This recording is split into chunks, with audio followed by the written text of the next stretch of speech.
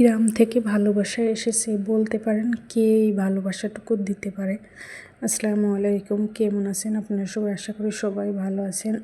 গ্রাম থেকে আমার শাশুড়ি মা ভালোবাসা পাঠিয়েছে, খেজুরের রস দিয়েছে, খেজুরের পাটালি দিয়েছে, আর সভা হয়েছিল বাড়িতে, তার জন্য এক বাটি খিচুড়ি দিয়েছে।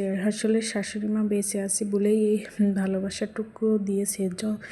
যতটুকুই দিক, অল্প দিক আর বেশি দিক, তাও তো দিয়েছে, মনে রেখেছে। আসলে যখন থাকবে না তখন খুব মনে পড়বে যে আসলে কেউ এরকম দেবে না।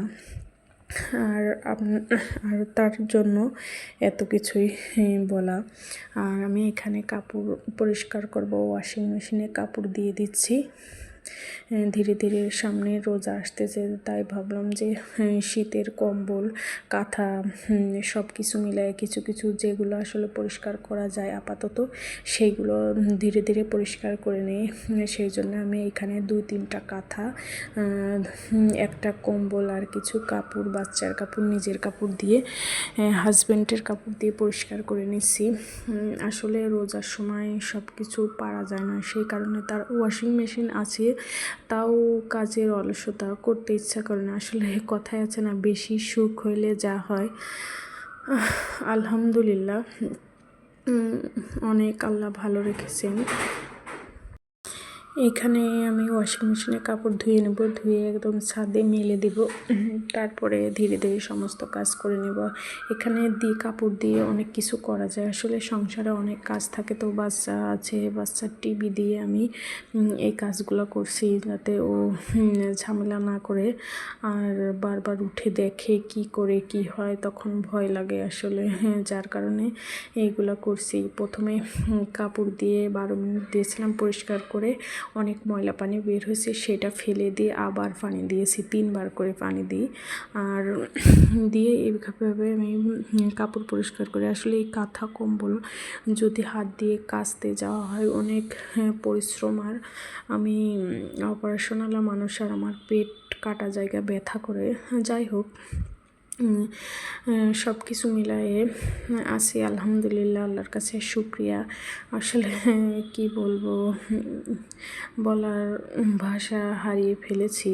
আসলে আমার শাশুড়ি মা অনেক ভালো, আমার শ্বশুরও অনেক ভালো। তিনি মারা গিয়েছেন 2 মাস হয়েছে, কিন্তু তার জন্য আমার অনেক খারাপ লাগে। আমি যখন প্রথম ওই বাড়িতে গিয়েছিলাম, সেই দিন আমার শাশুড়ি, আমার শ্বশুর, আসলে কথা আটকিয়ে যাচ্ছে কষ্টে। শ্বশুর এসে আমাকে খুঁজছিল আর বলছিল কি যে তুই কোথায়, তোর আমি খুঁজছি। এইভাবেই সবার সাথে মা মা করে কথা বলে এক পকেট ভরা লিচু নিয়ে এসে আমার সেই দিন দিয়েছিল। আসলে কি বলবো, বলার আসলে ভাষা খুঁজে পাচ্ছি না। আল্লাহ তাকে বেহেশতবাসী করুক, আপনারা সবাই দোয়া করবেন। 7 মাস বিছানায় ছিল।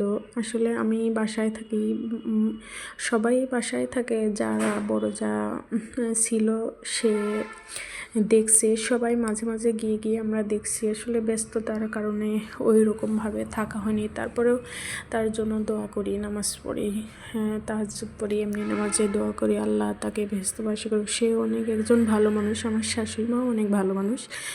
আল্লাহ, সে বেঁচে আছে, আল্লাহ তাকে সুস্থ রাখুক। আসলে কি বলবো, বলতে পারছি না, কথা বেঁধে বেঁধে যাচ্ছে। তারপরেও আল্লাহ সবাইকে ভালো রাখুক, সবাই শ্বশুর শাশুড়িকে ভালোবাসবেন আর তাদের স্নেহ করবেন। আসলে নিজের বাপ মা থাকলেও তো রাগ করে অনেক সময়, আমরা মানি নেই, কিন্তু পরের যখন হাজব্যান্ডের বাবা মা কিছু বলে এটা আমরা সহ্য করতে পারি না। আসলে এটা ভুল, আসলে রক্তের একটা টান তো। তারপরেও মাশাআল্লাহ সবাইকে ভালোবাসবেন এইভাবেই।